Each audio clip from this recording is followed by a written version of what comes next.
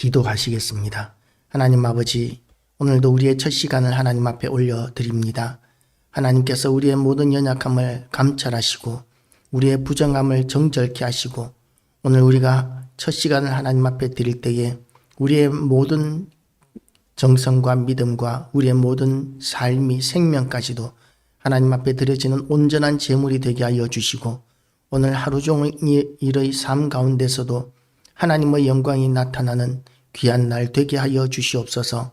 전능하신 하나님으로 말미암아 오늘도 우리가 세상 가운데 하나님을 보여주는 영광스러운 사명을 감당하는 날 되게 하여 주시옵시고 우리로 인하여 수많은 사람들이 하나님을 믿고 하나님 앞에 돌아와서 구원을 얻는 역사가 있게 하여 주시옵소서.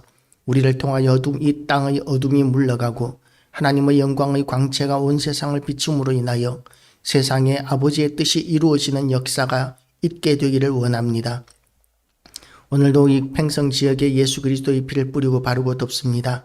하나님께서 이 땅의 모든 악한 영들을 진멸하시고 소멸하시고 또한 하나님 이 땅이 거룩한 땅이 되어서 교회들마다 빈자리가 채워지고 부흥하는 역사가 있게 하여 주시옵시고 또한 하나님께서 이 땅에 이 지역의 모든 학생들이 어린아이들이 다음 세대가 되어서 믿음을 가지고 교회들마다 어린아이들로 또한 학생들로 청년들로 채워지는 역사가 있게 하여 주시고 교회가 다시 한 번 더 부흥의 역사가 일어나게 하여 주시옵소서.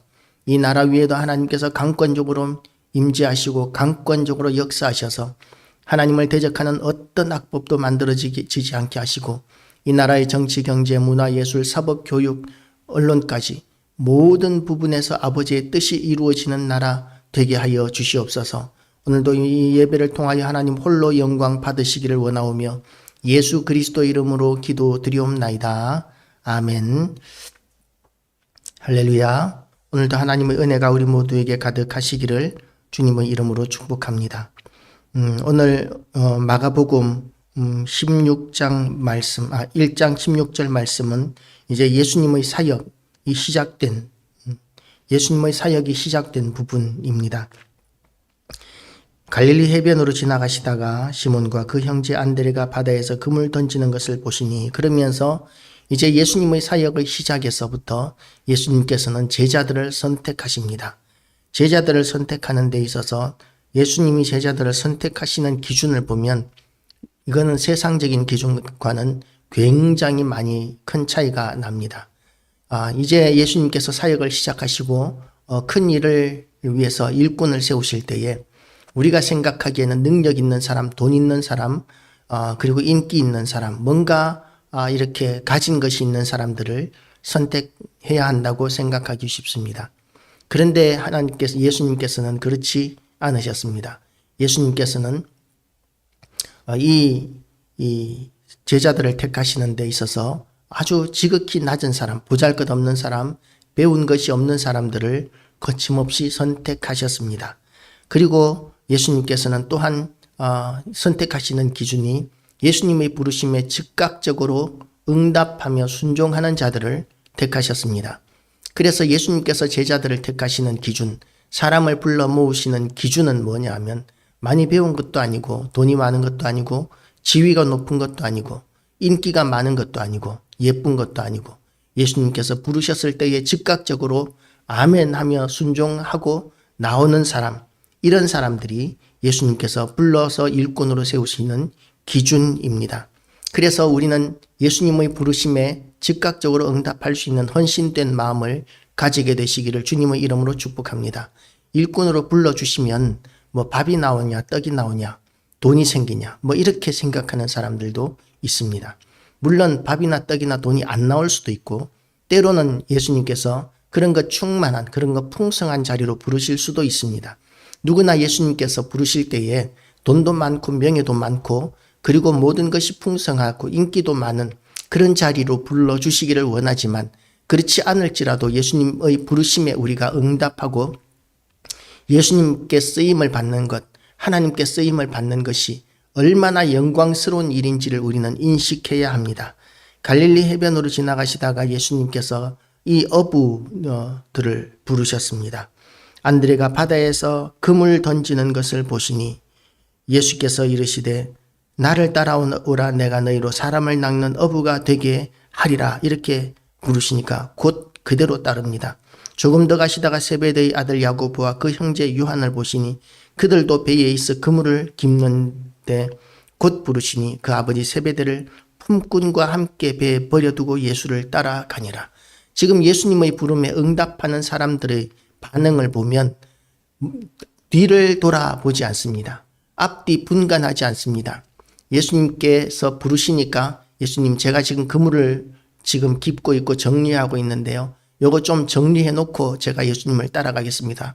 예수님 가시는 길 가시면 제가 버뜩 따라갈 테니까 안심하고 가십시오. 제가 조금 있다가 따라가겠습니다. 이러는 제자가 하나도 없습니다. 그냥 버려두고 따라갑니다. 배도 버려두고 그물도 버려두고 남은 사람들은 무슨 고생입니까? 그런데 우리에게는 우선순위가 중요합니다. 무엇이 중요하냐? 무엇이 우선이냐? 그 우선순위를 우리가 잘 선택할 수 있어야 합니다. 그럴 때 우리가 하나님으로부터 쓰임을 받을 수 있는 것이죠. 우선순위가 하나님이셔야 합니다. 예수님이셔야 합니다. 우리가 세상 가운데 살면서 무책임해서는 절대로 안 되지만 그럼에도 불구하고 우리는 하나님 앞에 온전히 쓰임받기 위해서 우리는 이렇게 즉각적인 순종하는 자, 뒤를 돌아보지 않는 자, 이렇게 하나님 앞에 즉각 순종할 줄 아는 자로 살아가는 것, 부름에 순종하는 것이 지극히 중요합니다. 어떤 사람들은 이렇게 부름을 받았는데 평생 동안 수고를 해도 도무지 이 행편이 나아질 것 같지 않고 이렇게 잘 되는 것이 없어 보이고 이렇게 되니까 낭망하고 실망하는 사람들도 많이 있습니다. 그러나 거기에 낭망하고 실망해서는 안 됩니다. 낭망하고 실망하는 것이 아니라 하나님의 때를 기다릴 줄 알아야 되고 하나님의 인도하심에 우리가 순종할 줄 알아야 하고 하나님께서 어디에 두셨든지 간에 우리는 사명에 충성할 줄 알아야 합니다. 우리는 하나님의 뜻에 순종하는 자로 살아가야 합니다. 복음을 전하는 자로, 그리고 말씀을 선포하는 자로, 그리고 헌신하고 봉사하는 자로, 교회의 사명을 감당하고 성도로서의 사명을 감당하는 자로 우리가 살다가 보면 하나님께서 우리를 통해서 영광을 드러내실 때가 있고 부흥을 허락하실 때가 있을 것입니다. 단번에 우리가 무엇이든지 단번에 되지 않는다고 해서 낭망하고 실망하지 말아야 합니다. 우리에게 주시는 모든 사명에도 하나님께서 준비시키실 때가 있고 또한 사명의 때가 있습니다. 그 사명의 때를 우리가 기다릴 줄 알아야 하고 그리고 또한 그 사명의 부르심에 대하여 우리는 낭망하거나 실망하지 않아야 합니다. 우리에게 무엇이 필요한지를 아시는 주님께서 결코 우리를 굶기거나 망하게 하시지 않습니다. 세상적으로는 우리가 망할 수 있고 손해보는 것 같을 수 있을지라도 예수님께서 우리를 부르신 그것이 얼마나 큰 영광이고 얼마나 큰 이익이 되는 일인 줄을 우리가 인식하고 우리를 불러주시는 그 은혜에 그 부르심에 우리는 오히려 감사할 수 있어야 합니다. 하나님은 전능하시기 때문에 우리가 없어도 얼마든지 하나님의 일을 하실 수 있습니다. 그런데 보잘것없는 아무런 가치가 없는 우리를 부르시는 그 부르심에 부르시는 것은 하나님께서 그렇게 우리를 불러서 우리를 통해서 일하시는 것을 기뻐하시기 때문입니다. 그래서 우리는 하나님께서 우리를 불러주셔서 서투르기 짝이 없고 무능하기 짝이 없는 우리를 통해서 하나님의 능력이 나타나는 것, 하나님의 뜻이 이루어지는 것, 그것을 우리는 감사하고 헌신할 수 있어야 될 것입니다. 그렇게 부르시고 예수님께서 또 하시는 일이 뭐냐 하면 예수님께서 시범을 보이십니다.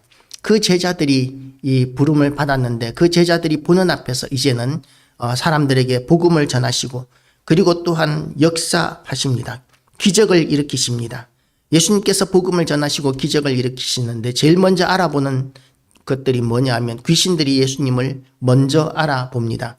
사람들은 예수님을 먼저 알아보지 못하는데 귀신들은 영적인 존재이기 때문에 예수님을 알아봅니다. 그럼에도 불구하고 귀신들은 예수님께 자기들의 헌신을 드러내지 않고 순종하지 않습니다. 원래 그 귀신들은 하나님을 대적하는 자들이기 때문에 결코 구원을 얻을 수가 없습니다. 예수님을 먼저 알아본다고 해서 구원을 얻는 것이 아닙니다.